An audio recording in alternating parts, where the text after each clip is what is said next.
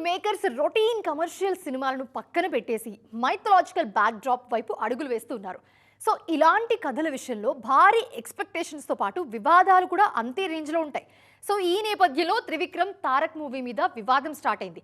Content విషయంలో south audience అనుమానాలు వ్యక్తం చేస్తుంటే అసలు నార్త్ ఆడియన్స్ ఈ కథకు ఎలా కనెక్ట్ అవుతారన్న డౌట్స్ రైజ్ అవుతున్నాయి ఇప్పుడు. సో ఇంతకీ ఈ విషయంలో గురూజీ ప్లాన్ ఏంటి అసలు?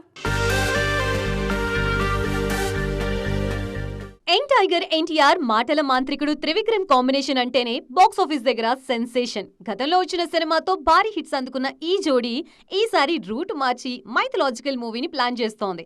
కుమారస్వామి కథని బేస్ చేసుకుని పాన్ ఇండియా రేంజ్ లో ఈ సినిమాని తెరకెక్కించేందుకు గురూజీ రెడీ అవుతున్నారు. అనౌన్స్మెంట్ దగ్గర నుంచే ఈ సినిమా విషయంలో వివాదం రాజుకుంది. సౌత్ ఇండియాకి చెందిన కుమారస్వామి కథని నార్త్ ఆడియన్స్ కోసం అక్కడి నేటివిటీకి తగ్గట్లుగా మార్పులు చేస్తున్నారన్న ప్రచారం జరుగుతోంది. పాన్ ఇండియా రీచ్ కోసమే మేకర్స్ ఇలాంటి ప్లాన్ చేస్తున్నారంటూ సోషల్ మీడియాలో విమర్శలు వస్తున్నాయి. పొలిటికల్ గాను ఇదే టాపిక్ మీద డిస్కషన్ జరుగుతోంది. దీంతో సినిమాకి మంచి పబ్లిసిటీనే వస్తోంది.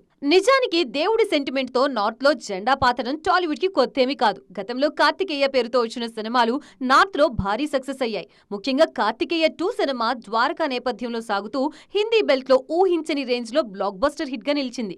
దీంతో త్రివిక్రమ్ కూడా సౌత్ సెంటిమెంట్ ను నార్త్ నేటివిటీని పర్ఫెక్ట్ గా బ్యాలెన్స్ చేస్తారన్న నమ్మకంలో ఉన్నారు తారక్ ఫ్యాన్స్.